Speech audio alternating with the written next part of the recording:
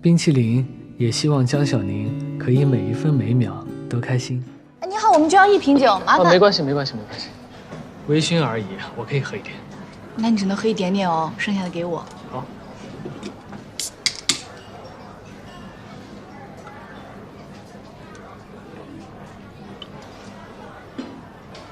老爸，你以前不是不吃宵夜吗？最近这几天特别容易饿。那我请客，为了报答你，你敞开了吃。这么大方啊？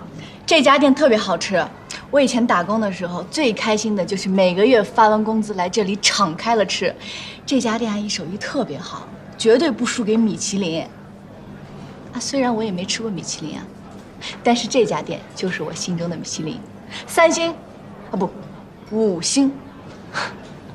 哪来的5星啊？是没有5星。我问你一个问题啊，你一直以来都这么乐观吗？我用我的意念控制啊，每天从起床开始就乐观的刷牙洗脸，乐观的一日3餐，乐观的上班下班，乐观的洗澡睡觉，这样无限叠加，保证你每一天都非常开心。那如果不开心的时候呢？还要强颜欢笑吗？那倒也不是，可能是习惯了。因为我从小到大都很倒霉，也遇到过很多不开心的事儿，遇到的多了，就觉得其实也没什么大不了嘛。姑姑也跟我说过，每一天都是崭新的，每1小时、每1秒都不会再重来。这样一想，我就开心多了。再来这里喝点小酒，就更开心了。干杯！祝你生日快乐，祝你生日快乐，祝你生日快乐。哎，宝贝，今天你生日，来，向前许个愿。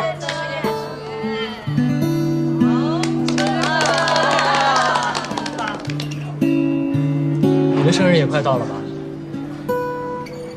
老板，你怎么知道？哦，我上次办登记牌的时候看到你身份证了。哦，这样啊。其实我已经很久没有过过生日了。为什么？啊，生日嘛，就是普通的一天，跟其他时候也没什么区别。而且把每一天都过得开心快乐，也是最重要的。老板，你说是不是？你说的都对。来，我尝一尝你请我吃的菜。